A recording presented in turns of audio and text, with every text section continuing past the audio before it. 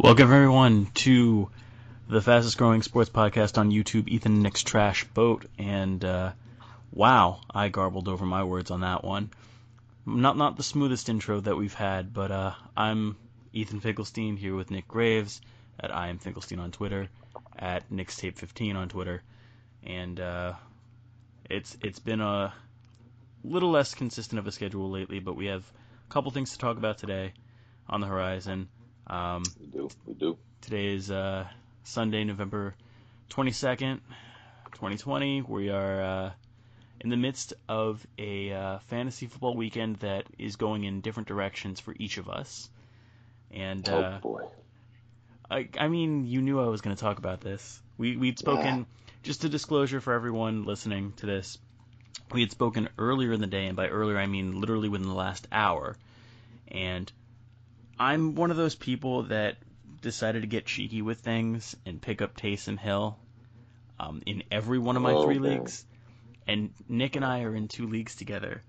And I really wish that I did include video with this, because this is one episode where you could tell who benefited and who did not based off just facial expressions alone. But and he's getting up from his chair now too. But I have to. I have to brag about this big brain move. And again, it could backfire and really, really smack me in the face next week.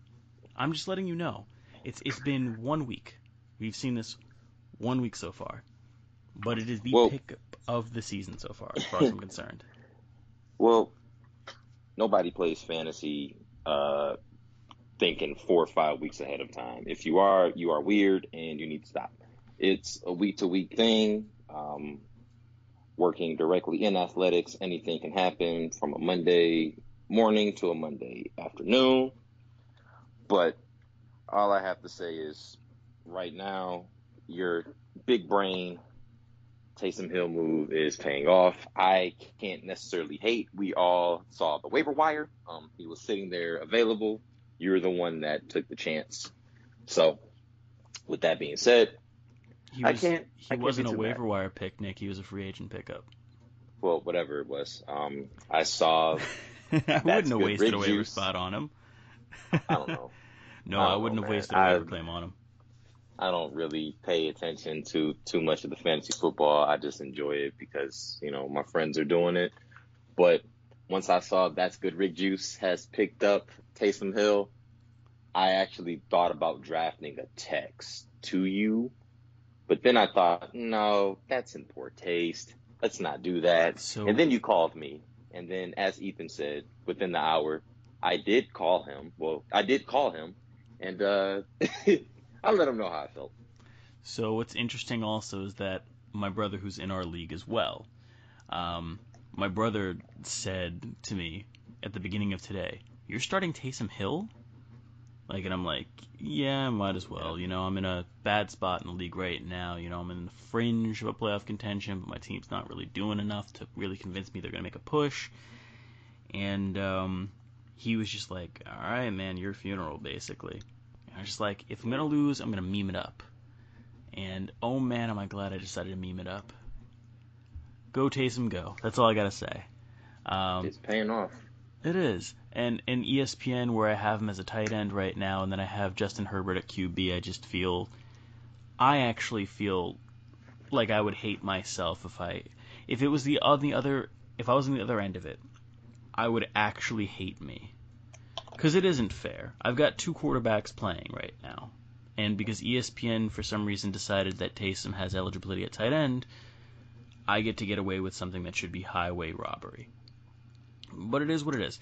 This was just me spending 5 minutes to brag about this, because I don't have much else going on in my life right now, and this is one of the few things that's bringing me joy. So it's not all that bad, man.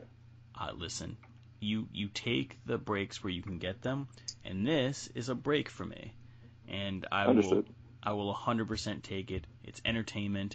It makes me feel good. I had a bad feeling going into today, and I'm very glad that hunch was incorrect. That's all I have to say. It's only going to be the second or third time all season that all 3 teams have won on the same weekend, so I have nothing negative to say about this. In fact, I think this is now the second straight week where I've had a win in all 3 leagues.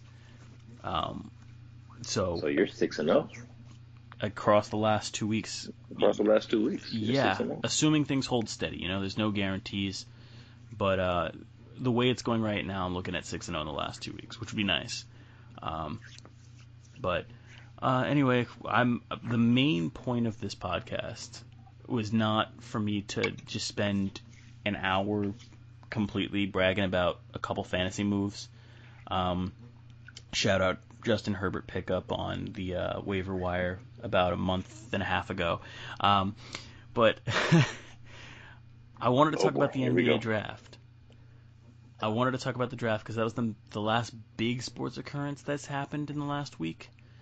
And I'm actually going to turn it over, for the most part, to you, Nick, because we have a lot to talk about with that. But you're more the draft specialist guy when it comes to basketball than I am, because you have more of the deeper understanding of the game of basketball, and you're the one that really has a deeper understanding of these prospects than I do, because I fall on a proximal level when it comes to college basketball, when it comes to the AAU circuit, and so the lower 2 levels of basketball you have more of an understanding on than I do. So just first question, what do you think about this group of guys that came out in this class, and what are some moves that you really liked by teams in this draft? Okay, so this draft class was not underwhelming or overwhelming. It was just whelming. That is a direct quote from Robin and Young Justice. Everybody knew the top 3 picks. You could have taken a gamble at who would have drafted who, but your Anthony Edwards at 1 going to the Timberwolves, James Wiseman going number 2 to the Warriors, and LaMelo Ball going number 3. My opinion was a little bit different than a lot of experts, where LaMelo was probably the better overall player in the draft. I felt as if it was Anthony Edwards. I think using elite athleticism on Anthony Edwards is just a little bit too much of credit being given to him. I do think he's a tad bit shorter than a James Harden, but that's what his play style is reminiscent of. James Wiseman was probably the best fit of anybody that was drafted in this 2020 NBA draft, going to the Warriors. The Warriors needed a big that could run, a big that's athletic, a guy who has a very high ceiling, which are gambles, but in today's league, a comparable player to him, not saying his career pan out the same way, but could be a Marquise Chris, another 6'10", 6'11", big, who can run the floor, excellent, crashing the glass. And of course, LaMelo Ball, as we all know, we've known about him since his freshman high school days at Chino Hills. His father's the notorious LeVar Ball,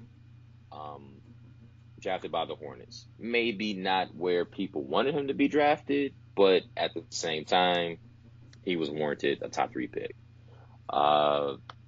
Looking down the list, my steal of the first round is it's a 3-way tie.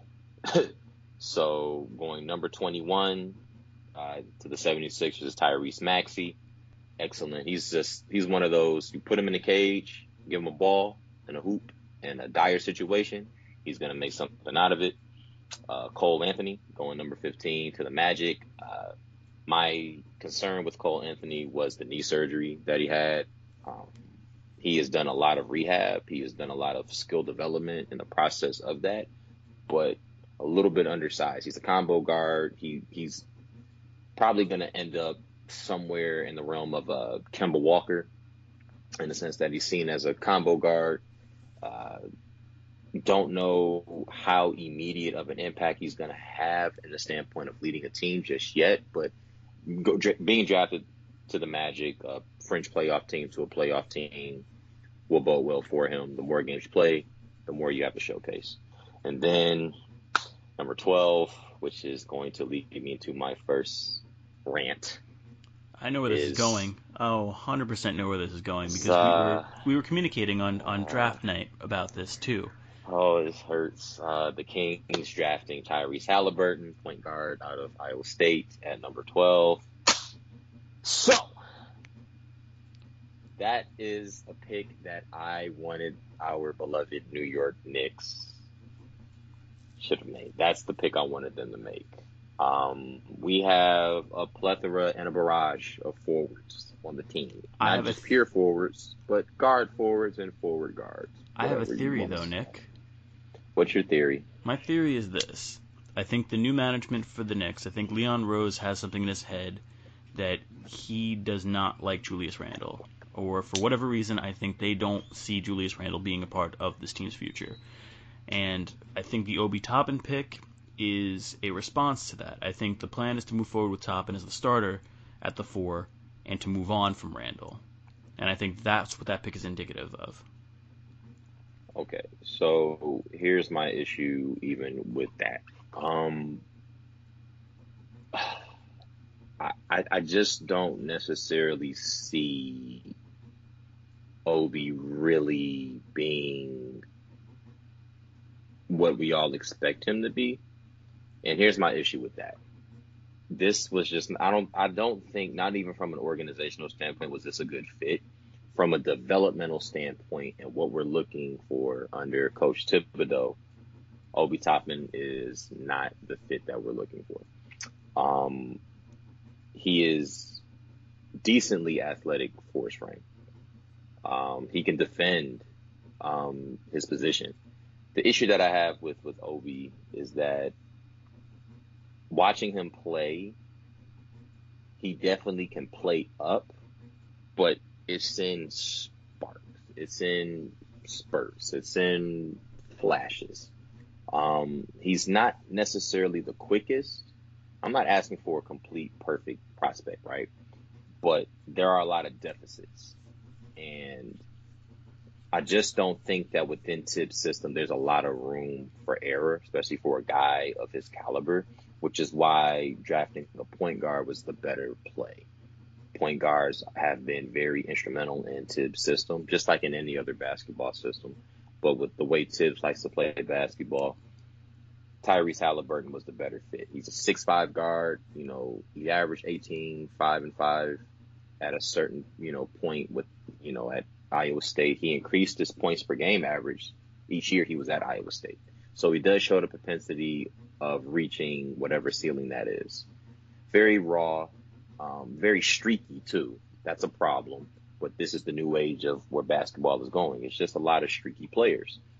But I would rather have taken my chances with the 6'5" point guard who can create over the 6'9" stretch 4 who has more holes in his game than a Tyrese Halliburton would at his position if we're doing some kind of equal layout of both.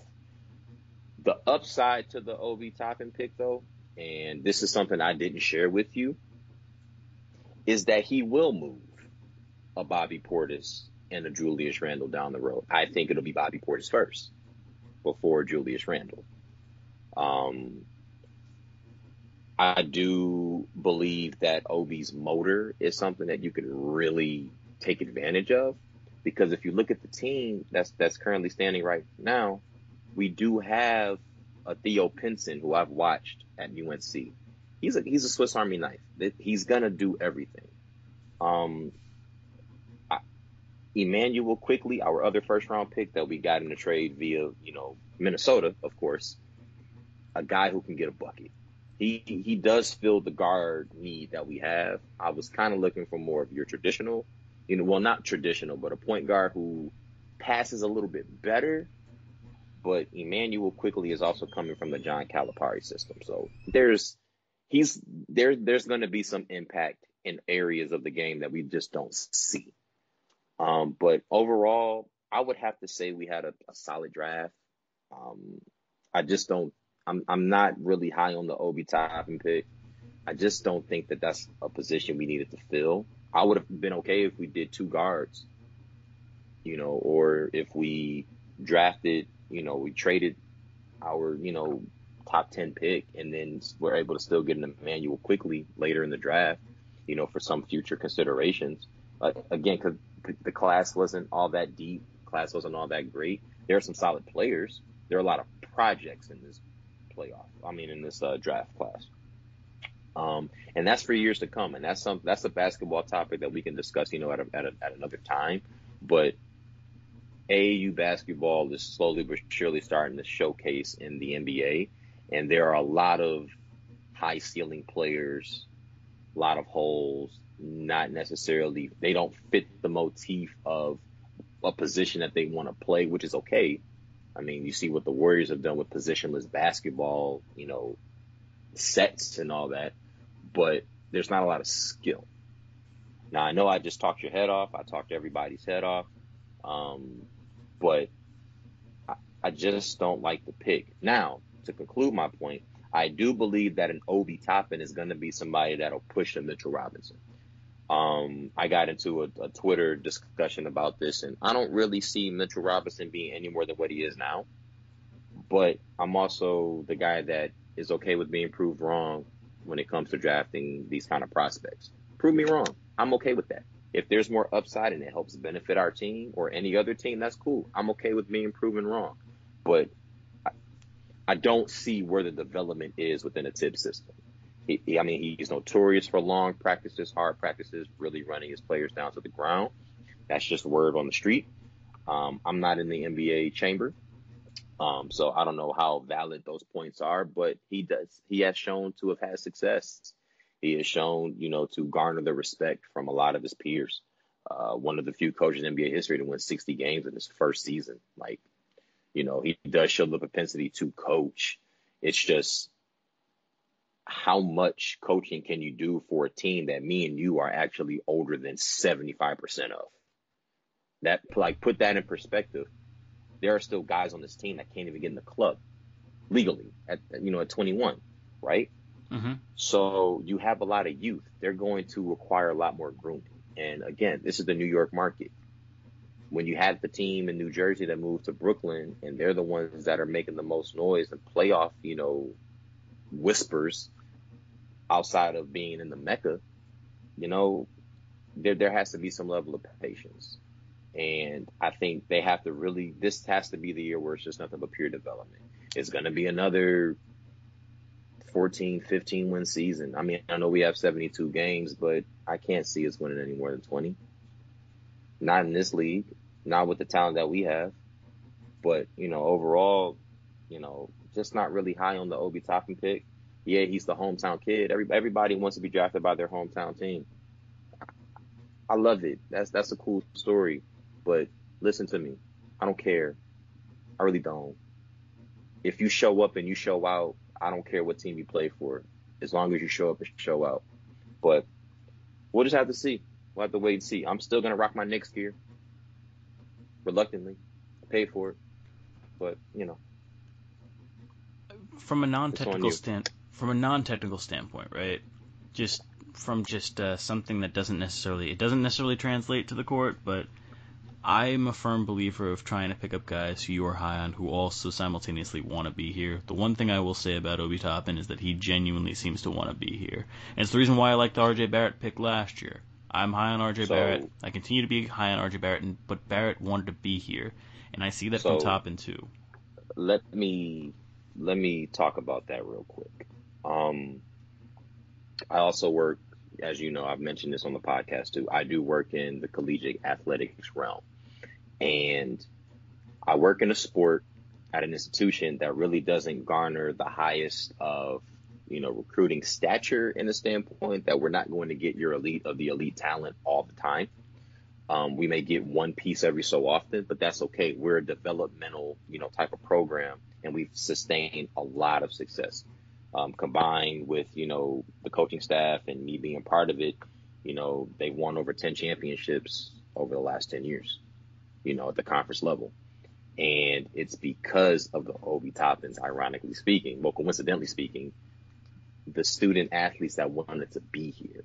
If you want to be here and you show that you want to be here, you're going to garner more attention than anybody else. So you're going to do more. you're going to go out on a limb to do a lot more things to better yourself than the next person would.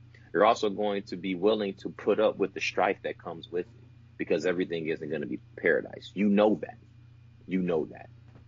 Your contemporaries may not see that in the same light or see that at all, but when push comes to shove, you bring the person in that wants to be here. Because, quite frankly speaking, we have a few junkyard dogs on the team. And for a franchise who's been rebuilding for the better part of 20 years of our lives, at some point, the junkyard dog is going to have to retire. And we're going to just have to have some dogs who can go in and out, go to the park, interact with other people, but also showcase that, they run stuff. And we're young. I see the coaching staff. A lot of the names are very familiar. I mean, Mike Woodson is returning. We saw what kind of success we had under Mike Woodson. But hopefully, some of his wisdom is imparted onto Thibodeau and the players. Because, I mean, for all fairness, Mike Woodson really did maximize the talent that we had in that 2011 to 2012 to 2014. I want to say it was 11, 12 to like 14, 15, basically. 14, 15, yeah. I could be wrong on those years, but it seemed like that was the stretch. That seems like the stretch. That does seem like the stretch. And that 2012, 2013 season, again, is a season that we can't forget, because that's the first time all millennia that we had been past the first round of the playoffs. But, even with that being said, that was the momentum that we weren't able to capture. And this is a different image of the New York Knicks. So I'm with you. We got the player that wants to be here. And he's going to work hard. Like, there's no question that the second that he got his call and he, spoke to their head of operations, booking that flight, that he was not in the gym. This could be an Alonzo Trier situation where Alonzo Trier made a name for himself as an undrafted free agent, took a red-eye flight from California to New York, got off the plane, grabbed food, changed into his workout clothes, and instantly started working out. And was able to, within the first 15, 20 games of his NBA career, a 2-year, multi-million-dollar deal. Although low millions, multi-million-dollar deal nonetheless. I see that happening with an Obi Toppin. I can see that. Again, I'm not a fan of the pick because I don't think it fit. But Ethan, if he ends up being somebody that blossoms, if he ends up being that player that really takes the environment, and this is his family, this is his community. He's coming back home. He takes this and really turns this into something. I'm okay with eating my words, and I'll buy the jersey. I don't care. I don't mind being proven wrong when it comes to stuff like this, especially when it comes to like my favorite teams. And the Knicks, dear God, I really want to at least die at a point in my life where we've had more winning seasons than losing seasons that I've been able to witness. I want Spike Lee to be able to go to the heavens above with 40 acres and a mule and a New York Knicks championship. I want that little kid Cody from a few years ago to have his Christmas wish granted that the Knicks make the playoffs.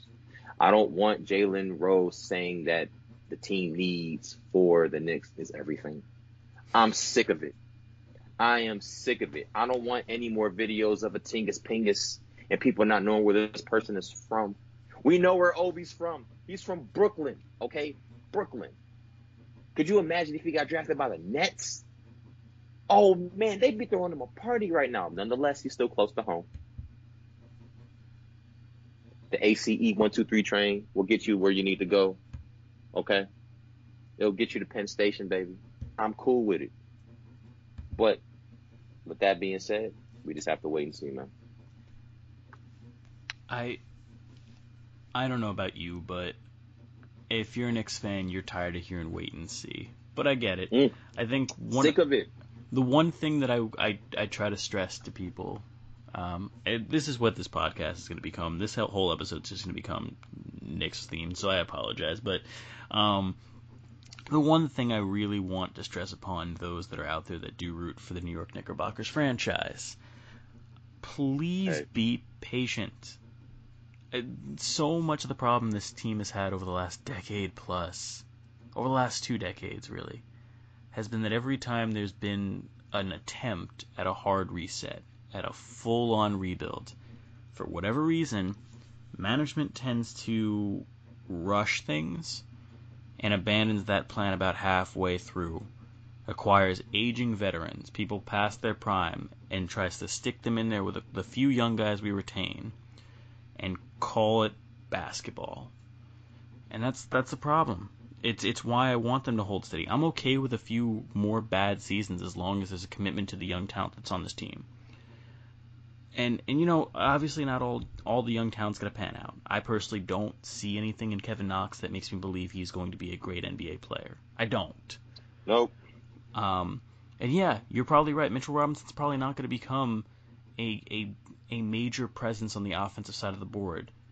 But at the same time, if he remains an elite defender who can actually start to play more than 23 minutes a game, which would be nice, then that's a quality piece right there. If R.J. Barrett becomes the kind of guy that he was when he was playing AAU basketball, the guy who was at one point the number 1 recruit in the country, ahead of Zion, ahead of Cam Reddish, ahead of all the guys in his class, and that potential shines through, which, to his credit, towards the end of the regular season, towards the end of the Knicks regular season, he was starting to... It looked promising. He started to look like he was putting it together a little bit. He was starting to, I think towards the end he was averaging a little bit over 20 points per game over his last 5 or 6 games, was shooting the ball at about a 47% clip. It was starting to look like, okay, he's getting to a little bit of a groove. And we'll see if that translates when they start up in late December. But I'm still someone who firmly believes that if you want to do a rebuild, stick to the rebuild. Don't phase away from it. To borrow words from the immortal Sam Hinkie, trust the process. Seriously. You would say that to an interdivision rival. Trust the process. I'm just saying it holds true. I really either commit to the rebuild or just go all out for the top free agents and whatnot. But at the same time, I almost hope, Nick, and I can't believe I'm saying this, I almost hope they don't go after Giannis next summer. Because I don't think they're going to get him. And I think the type of moves they're going to try to make to entice him are going to hurt this franchise when they inevitably do not get him. Because nobody wants to play for this team. Nobody. Yeah. So why waste your time? And that's the issue that I'm having presently right now, is that even with the potential of a rebuild, it's not the coaching staff that people don't want to play for. It's the owner. I draw from this experience all the time when I think about the New York Knicks. My internship with the Buffalo Bills. Understanding, it's so weird, right? Mm-hmm. I draw on this experience all the time, but this specifically. Kim Pagula does an excellent job allowing the front office to interact, bring in, collaborate with, immerse in the culture the alumni of the Buffalo Bills. Whether you were a great player, somebody who was heralded in the front office, other personnel. That just doesn't seem to happen with the New York Knicks. And that is another reason why people do not want to play for Dolan. You've seen on TV, you've seen it make the tabloids on how he treats former Knick greats. And that's a problem. Because if you can't treat those who have given you success, even prior to you being an owner, if you can't show them any bit of gratitude, really respect who they are, no matter what kind of personality they really are, because we know what kind of personality Charles Oakley is. I mean, the man is legitimately what you see in hockey. Why is he on the team? He's the enforcer. That's why you pay him? Yeah, I don't pay him to do anything else. But Oakley was effective at what he did and is seen as a New York Knick, great, right? You don't see Patrick Ewing coming around often. And that's even while he's coaching at Georgetown. You don't see that often. You don't see him come around often. I saw when he was working as the behind the bench assistant coach for the Magic with Dwight Howard, I saw him come to Madison Square Garden more as that coach than he did just as a fan. That says a lot. Now, back to your point of exactly tying this all in. Nobody wants to come here. Nobody wants to. And we have to stick to the rebuild. Like, we don't have a choice in the matter anymore, right?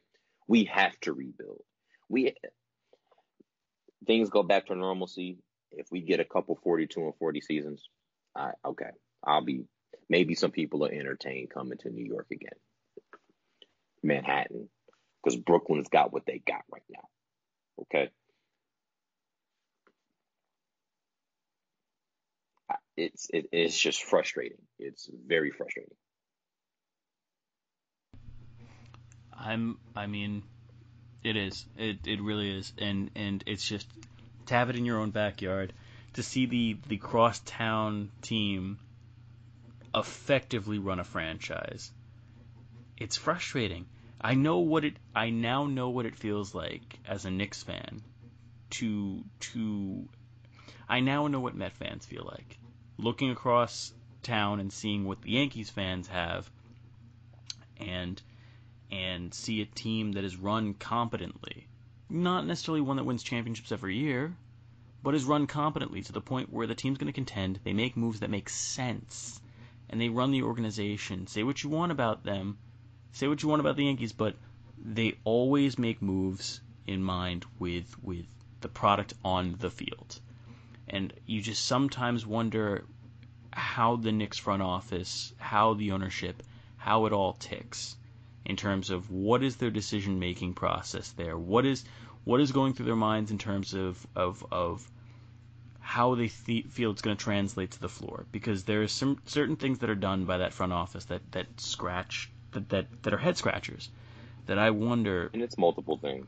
Do you remember? Multiple things. I'm sure you remember the offseason they had a few years ago. What was it, 4 or 5 years ago, when they were like, "Oh yeah, we're going to pick up Derrick Rose, we're going to pick up Joakim Noah, and we'll go ahead and re-sign Carmelo Anthony." And my reaction was what everybody else's reaction was, which was basically, "Oh, great decisions by the Knicks. They just won the 2011 NBA Finals with those moves. Great picks 5 years prior." I mean, it was like, okay, we signed Joakim Noah to a 4-year contract. That's a great move in 2011. But see, here's the thinking about it in hindsight. Even though there's like, it's like Inception. There's a hindsight within the hindsight, right? Like, at that time in 2011, that would have been major for your front office. But even looking at it now, it's like that was still enough talent to at least be an 8 seed. What happened? Nobody stayed healthy. Health was always the problem in the latter parts of Joakim Noah's career and all of Derrick Rose's, right? Right, but that should have been. Here's the other head scratcher. But see, I'm just going to add to your point about head scratching moves. Look at how much money we've paid these athletes. Look at how much money we've doled out. Okay, we drafted Tim Hardaway, million. Right? Yeah. Think about it. We drafted Tim Hardaway. We trade him to the Hawks to then re-sign him and then give him $72 million. Where's Tim Hardaway, Ethan? What team is Tim Hardaway playing for now, Ethan? Because last season would have been the 4th year of that 4-year, $72 million deal. Ethan, what team is Tim Hardaway playing for? Not the Knicks, that's for damn certain. Exactly. That's the point I want to make right now. You don't even have to look up the team he's playing for. I know what team he's playing for. Playing for the Dallas Mavericks. But the point remains. I like how you said that, and I was actually about to Google it too, because I couldn't tell you where Tim Hardaway Jr. currently is playing. No, the point I was making is he doesn't play for the Knicks. Do you know how many And you know how many teams have benefited from the last year or two of another player's contract being paid for by the Knicks? Like, there are a lot of 1-2 year rentals, not even in the last 10 years for anybody that's listening, the last 5. All right, here's something to think about, by the way. I How don't much? think about the Knicks anymore. No. We're going to stay down this very painful path because I'm this is one of tired. the final points I want to make. Is imagine I how need much, therapy. again, how much more hopeful would you have been if this team, forget Obi Toppin, how much more hopeful would you have been if you had a situation where you had a Mitchell Robinson, an R.J. Barrett, and I don't know, maybe a Kristaps Porzingis? How much more optimistic would you be if Porzingis was still there playing the 4? Okay, I know what happiness is when it comes to Knicks basketball, and that's probably top 5 like moments of bliss for us. I want to share with the viewers something that they may not know about our friendship. Of course, we mentioned that the first night I moved in, we stayed up till like 2, 3 in the morning just talking about sports, right? We were not roommates. We didn't know each other when the Knicks, during that 2012-2013 season where we made the playoffs and got to the second round, we didn't know each other. That's the last time we were ever truly happy. Because what did we have to deal with in the first 2 weeks of the new season of 2013-2014? Shump and JR got traded. The essential pieces to that run, not your star players, but your solid role players, were traded for what? For what? Your 6th man Nothing. of the year and your great transition defender and playmaker and young piece in Shumpert. 2 players who contributed to a championship just a few years later in Cleveland, by the way. JR has a ring. JR has 2 rings. Iman Shumpert has a ring. Shumpert has a ring. And you have to remember, when we drafted Iman Shumpert, we booed him. We booed Iman Shumpert. We also booed Porzingis, too. Who is Tingus Pingus will forever remain one of my greatest memories of any NBA draft. What is freaking Latavia? It's Latvia, first of all. Tingus Pingus, like, it's forever embedded in my head. And where is? I want to hang on. Where is that from? Where is Tingus Pingus from? So it was. I don't know if it was specifically Michael Rappaport recording this, but it was somebody that sounded eerily similar. But definitely, you could definitely hear the 5 boroughs come out of this man's mouth. Like, who the F is this? Okay, Tingus Pingus. It's according to Urban Dictionary, right? First definition here for Tingus Pingus. This is submitted February 2nd, 2019. It says Michael Rappaport's creation of Kristaps Porzingis. Yep. And here we go. What the F did they do? Who the F is this? Who the F is Tingus Pingus? I've never heard of an effing Lataviva. No, it literally says Lataviva. It's Latavia. I have the video on my phone. Oh. He literally says, "What? I've never heard of Latavia or Latavia," right? So here's my other strife, and for some reason, this is just, I feel like I should just be rooting for the Dallas Mavericks at this freaking point. In that draft, where we drafted Frank the Tank, I can't pronounce his last name. He needs to go. Ntilikina? Yeah, whatever. You got it. That's my friend's favorite player, actually. Oh, your friend needs a new favorite I'm kidding. I'm kidding. You know, again, you know the reaction I elicited from you when I sent you the text of that fresh, super clean, like pristine condition Darko Milicic. Your reaction is the reaction that my friend Juan gave me when I said, "Yep, you've got a nice PSA 10 Frank Ntilikina rookie coming your way." Same vitriol in his voice of like, you got to stop doing this. There's That's not even trolling anymore. That's just disrespect. Being mean? That's just pure disrespect. Again, that's just purely the Kwame Brown I have may actually stay in my personal collection. Anyway, I'm gonna finish my point because I'm getting upset now because I have to look at this text message thread of a dang Darko Milicic PSA 10 rookie card. Anyway, it was a PSA 9. PSA, whatever. It was over 5 and it should never exist. Anyway, so if you listen to our previous podcast, we talked about PSA 10s. Okay, so shameless plug. We drafted Frank.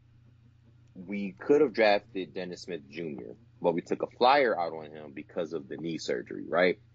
Well, he played a full college season without any knee issues. Yeah, he had the knee brace, but who doesn't?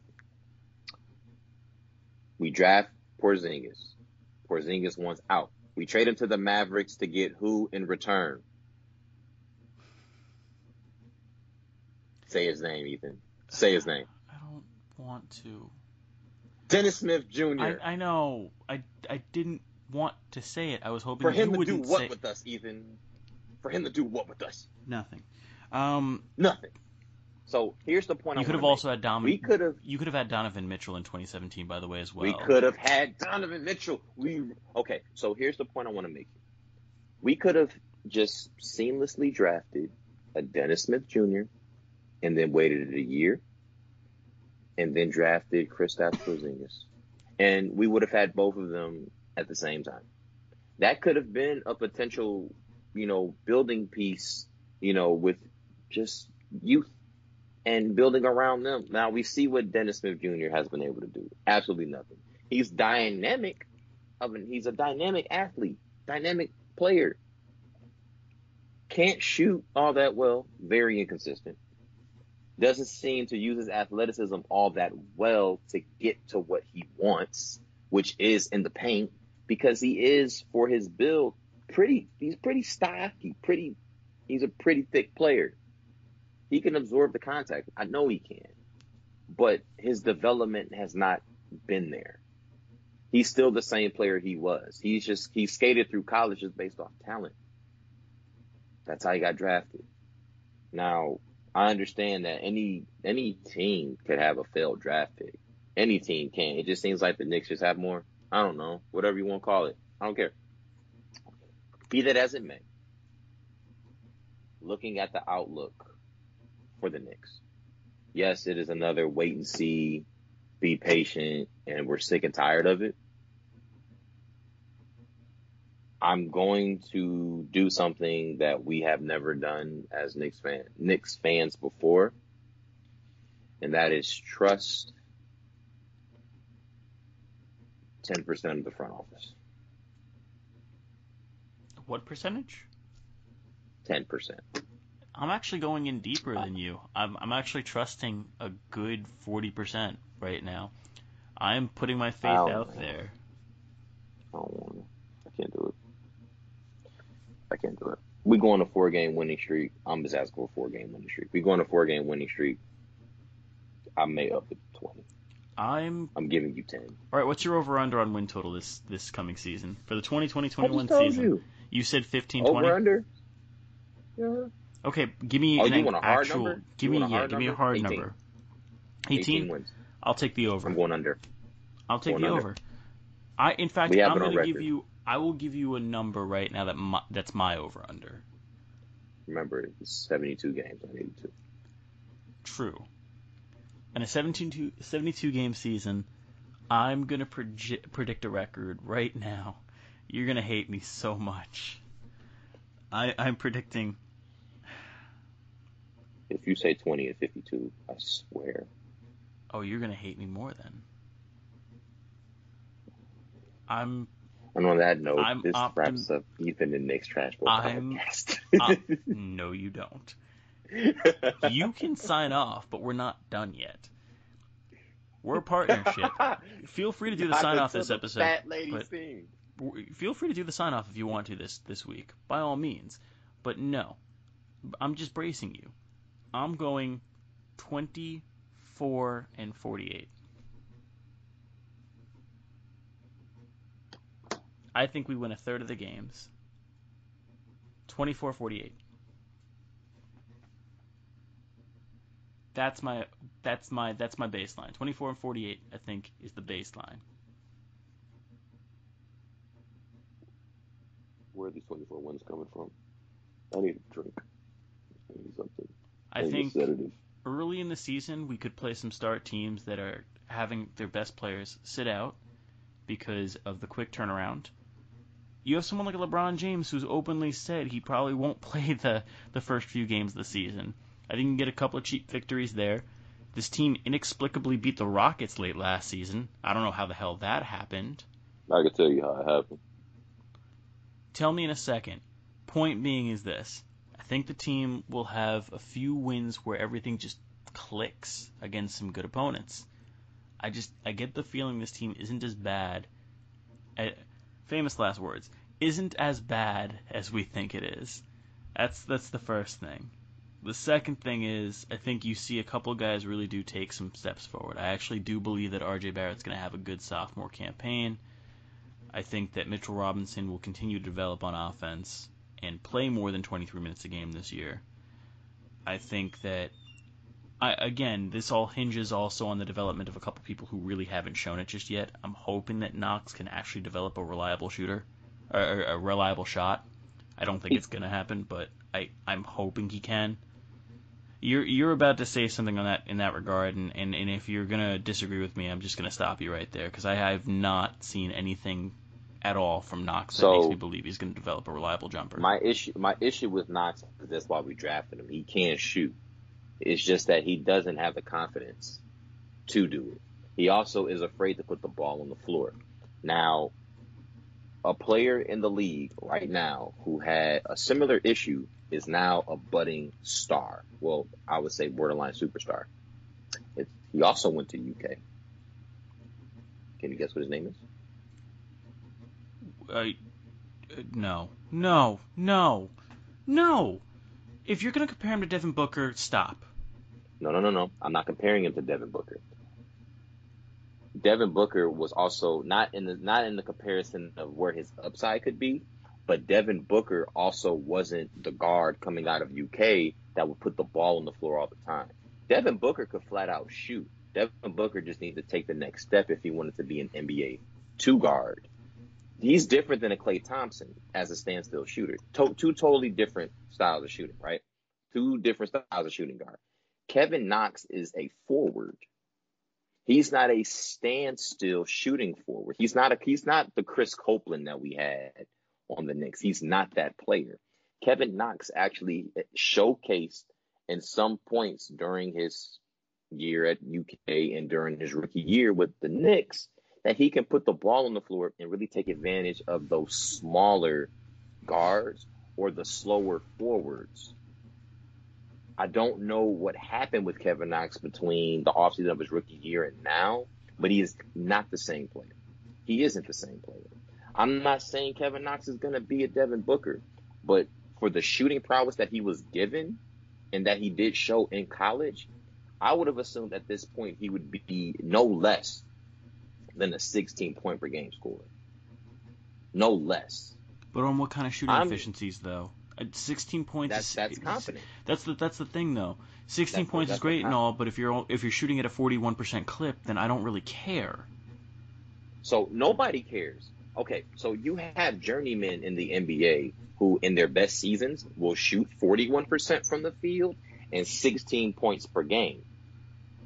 Two different ways, right? I'm not even talking about having them in the same season. I'm talking in 2 different years. 2 different ways, right? You can't coach heart. You can't. That's one thing. That's why I want Kevin Knox out. I don't think that he is built for the pressure that comes from a team that's in a real rebuilding process. He was a prospect that I even said when he came out in the draft a few years ago needs to fall and go to a team that's borderline playoff to playoff ready and groom him for 2 years and then allow him to thrust himself as a solid role player. And then when you make those moves and he shows that he has lived up to at least half of the ceiling that he was given, in a showcase to be a starter, then do that. This is not the environment for that. I don't think that he's built for this. I don't think he's built to play in New York. I don't think he is at all. But I do believe that with Thibodeau as head coach, and I don't like that hire, really, to be honest with you. I do believe, though, that with Tibbs as head coach, he's going to challenge Knox. Woodson is going to be the voice of reason, but he's still going to push him. As you mentioned, that 24 and 48 record, which is completely asinine, not going to happen.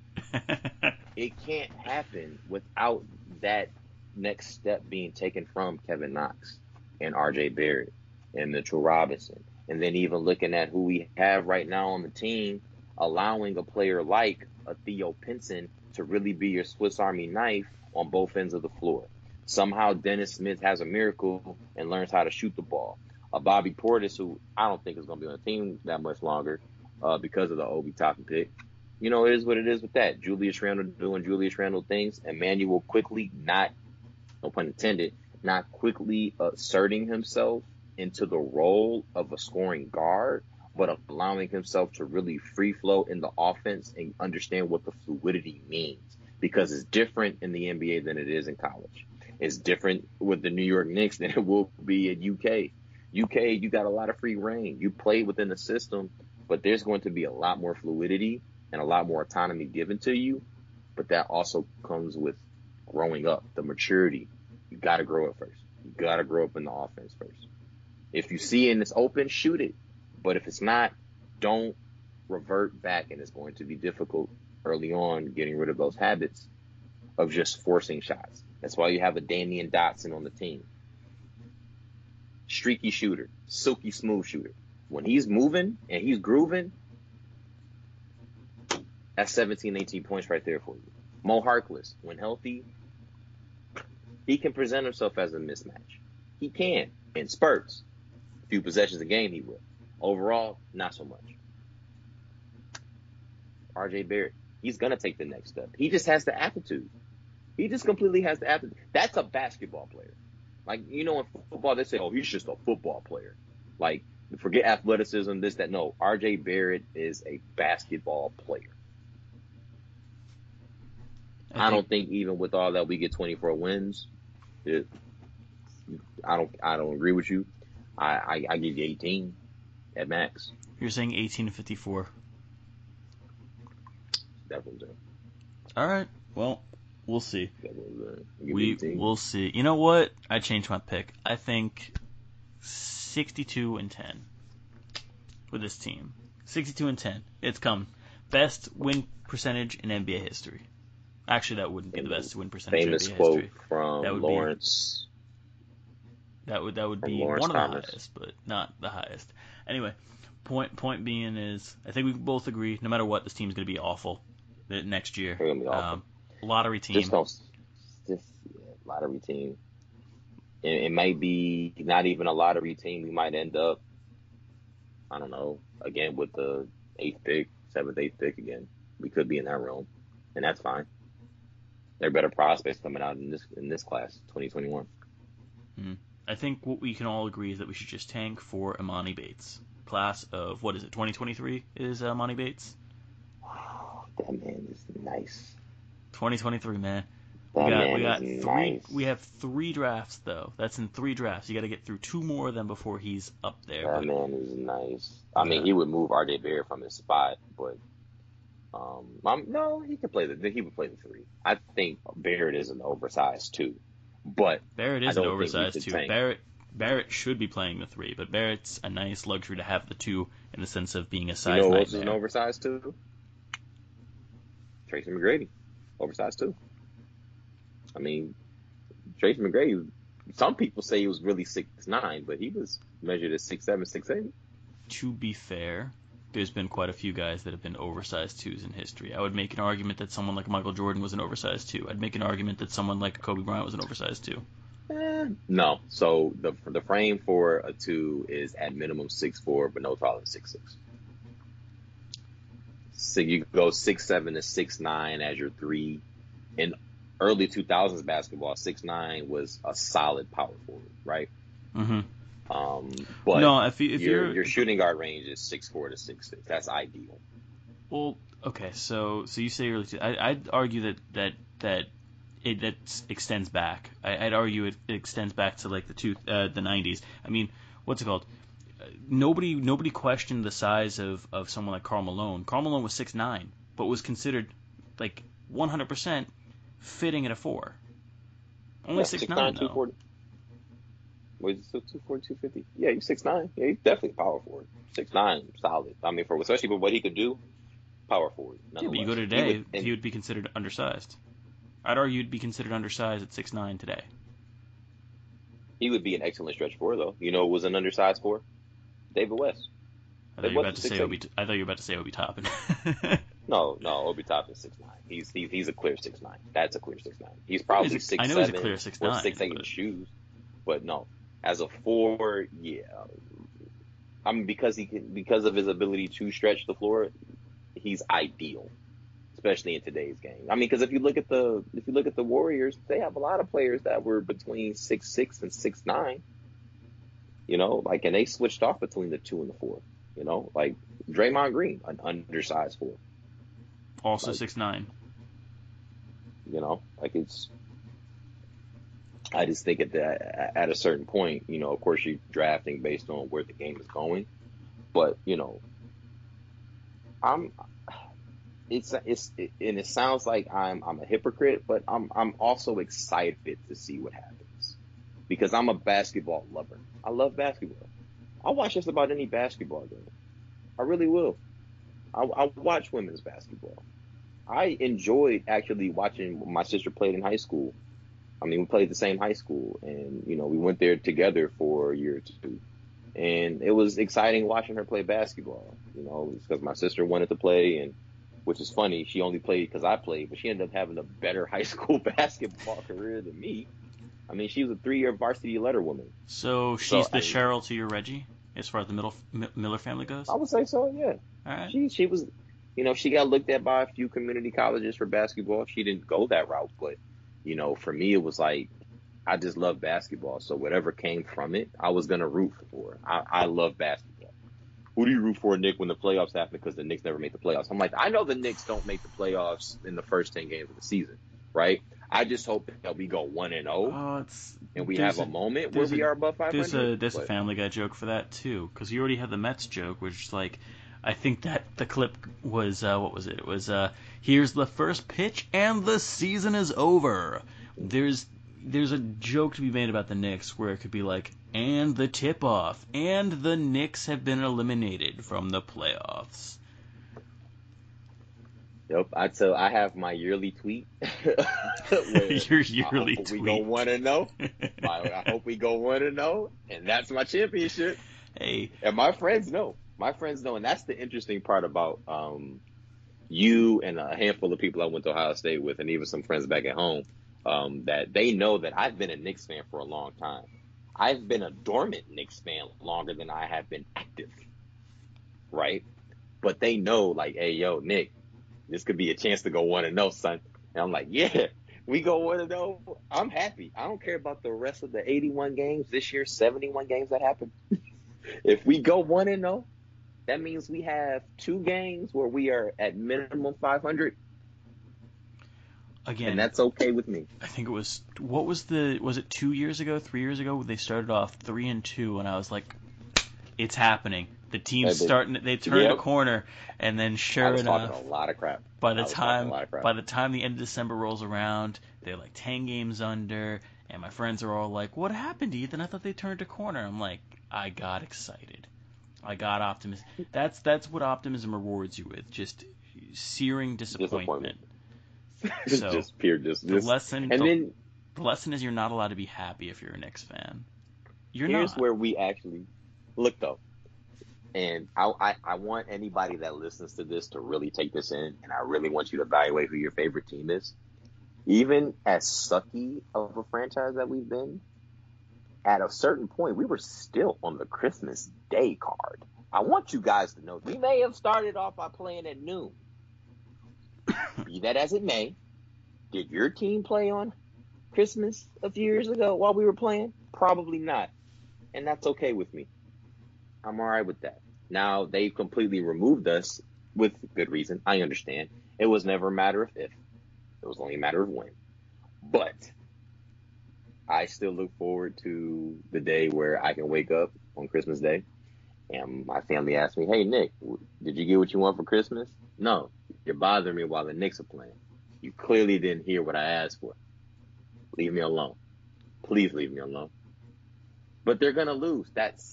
And this is why I don't get you a gift. And this is why not Santa, but Satan got you Cole. Because you keep bothering me. Leave me alone. I know we're down by 17 right now with 3 minutes left in the second quarter. That's not the freaking point. The point is my favorite team is playing on Christmas. This is my Christmas wish. Let me have this. Let me have this. Yeah, championships are great, but have you ever just really, watched a competent basketball team? Yeah, it's so weird. A front office that knows what they're doing. Players that actually make an all-star game. This wasn't supposed to be this. This wasn't supposed to be a Knicks broadcast. This was not. The title of this might as well be called "Welcome to Hell," or "Don't ever become a Knicks fan." But that's what this episode. This is the Knicks episode. And then maybe we can go one broadcast without mentioning this stupid team. Just one. Because they've found their way into not every episode that we've done, but they found their way into most episodes that we've done. 80%. I'm going to give you a good 80%. I'm not going back to check. Really full disclosure, I'm not going back to check. Nope. I don't want to. I don't want to find out the answer. I really don't. The fans can check. They can check. They can tell us. Subscribe, and share. No. But they can tell listen, us. I want people to listen to us, but even I will admit that is a waste of time. No, don't go back and check. Don't let us know. I don't want to know how many times we've mentioned this stupid team. We need to listen. We need the views. We need the listens. We need it all. No, that's fine. Go back and listen if you want to, but I'm not giving you homework like that. You want to find out how many times we've name dropped certain people? Fine. You want to go back and count how many corny references we've made, how many stupid inside jokes between the two of us we've made? Fine. But I do not want to see how many times we've mentioned the Knicks, because it's going to depress me. I'll be very fair with you. If somebody actually does, based on the calculator per diem, I will give you nothing. I will cash app you the per diem for your breakfast, lunch, and dinner for a day. I will. And I will be mad at you if you do that. If you do... How you going to be mad at me? It's my money. I'm going to be mad at you for actually giving any sort of incentive to people going back I and have finding... to provide incentives, Ethan. We have a 2-hour podcast published. Also, I want you guys to understand that it didn't take any longer than 2 weeks for me and Ethan to start talking to each other like this when we first met. Because this is the friendship. Who's your favorite all-time player? I'm a Carmelo Anthony guy. Well, that's a precursor to how depressing your sports fanhood's going to be. All right, cool. I know everything I need to know about you. Chill. I was a fan since his senior year at Oak Hill, buddy. Fine. Calm down. But I'm saying that's all I needed to know. That's all I needed to know. The viewers can't see what I'm doing right now behind this camera, but you can. It's deserved. They can't see it, but you can. Hey, this is a children's show. Again, so I had a point in my head in the middle of that the rant I had earlier, and you kind of alluded to it when it comes to competitive basketball. The landscape of college basketball for both men and women as it stands. Watching what we perceive as our normal preseason tournaments, like your preseason NIT, your Maui Invitational, and other tournaments that go on, and then the 24 hours of basketball, miss it. And then having those secluded tournaments and isolated bubble situations for even teams pulling out now. Seeing that we are now dealing with yet again another historic surge in numbers of COVID-19 across the country. Do you even foresee because it was just the NBA playing basketball at one point, right? Mm-hmm. Do you even foresee every team getting to 72 games, or the NBA shutting down for a period, even with college basketball, with men and women specifically, because of, you know, the potential of Final Four being in an isolated area in, you know, one location? What do you see happening? Do you want the short answer or the long answer? Because and I know people are like, what does that have to do with competent basketball? This is what I watch to supplement the fact that the Knicks suck. But do you want the short answer or the long answer in terms of, are we going to even see everybody get 72 games? I want you to tell me what you feeling. Okay. Now, here's the long answer. The long answer is, it depends on the conditions in which they're going to set this up. If there's going to be a bubble again, or if every team's going to be basically trusted to do a standard travel schedule where each person hosts games at their own arena and expects other teams to travel to their arenas. If we're going back to the way things were before the NBA bubble existed, then it's going to be very difficult. Which I haven't heard any indications this season's going to continue. The season's going to start under a bubble. For all indications are, it's going to go back to the way it was with teams traveling. We've seen the effect that this has had on teams in sports. College football has been ravaged by it. The NFL, surprisingly enough, has not really suffered yet from it, though players have definitely not been, playing in certain games. If you want my honest opinion, it's going to be very difficult. I don't anticipate it. Short answer, hell no. No, because the curve's going back up, and there's no indications that we're anywhere close to being done with this. You're going to see some games get canceled. You are. Major League Baseball got hit hard by it with certain teams. You're seeing what's happening with the NFL right now. I'm shocked that no games have been canceled because of it, but I'm still just with what's happening with college football. If there's no bubble present, it's only a matter of time, with the way things are right now with the pandemic, that something's going to get affected. Maybe it's not going to be super widespread. The NBA gets an A+ in my book for how they handled things with the bubble. But you can't do that I don't see how you can do that if you have all 30 teams playing. I don't. And not 8 regular season games and then the playoffs. Like, this is we're talking a full season. Yeah. While having to do this. Yeah. And then understanding that the Toronto Raptors are now going to be the Tampa Bay Raptors because, Canada has stronger restrictions than the U.S. does. So having to relocate is already going to be a problem for your traditional, typical, and very local fanfare, So, and I get it, it's one of those if everybody's going to be relocated to the bubble, so what's the difference? Well, the difference is you miss the NBA Summer League. You miss the actual preseason games. You miss the All-Star game. You miss a lot of that stuff where it creates that intimacy, for your specific fans to see your teams play. Now, granted, you can have your areas that allow 20% capacity, whatever the number is, right? Let's just say 20%. That's not equal for everybody. And the players have even said, I like the play in the gym, like it reminds me of like a varsity game in high school where we're playing that podunk team that anybody can really beat, but it's something about thriving off of the fans that gives you that extra purpose, that extra go.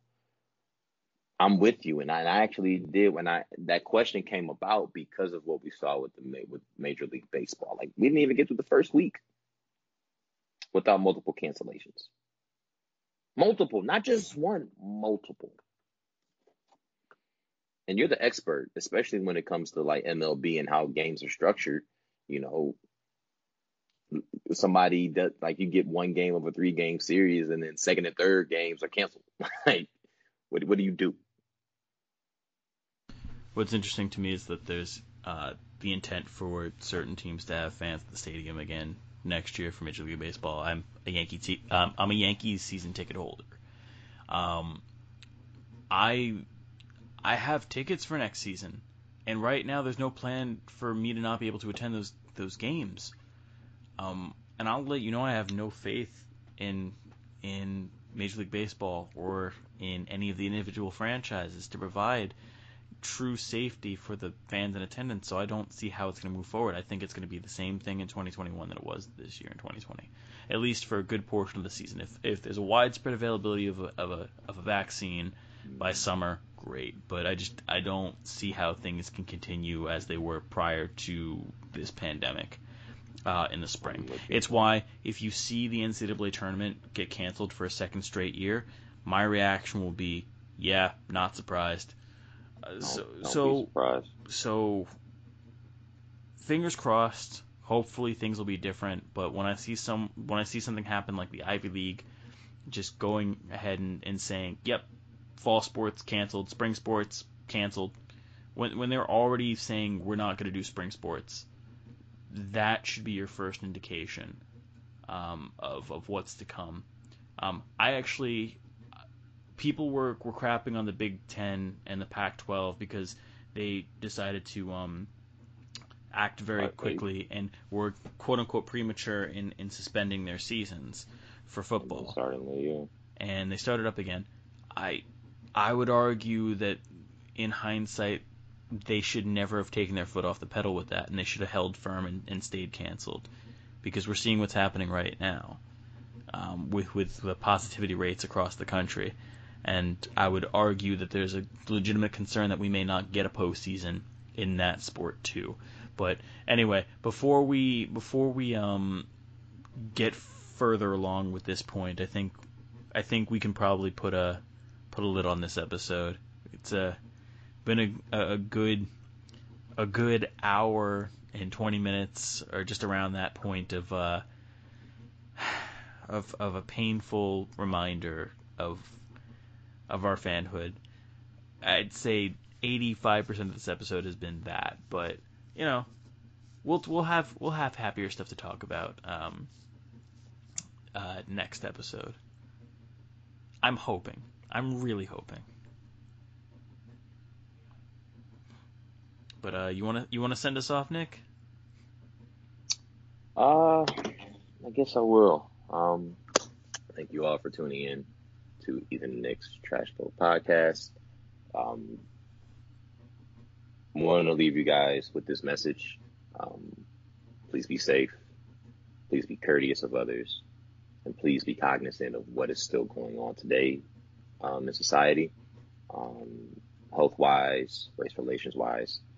I have to share this message because a lot of us come from different backgrounds, different levels of understanding, and that we all perceive things differently.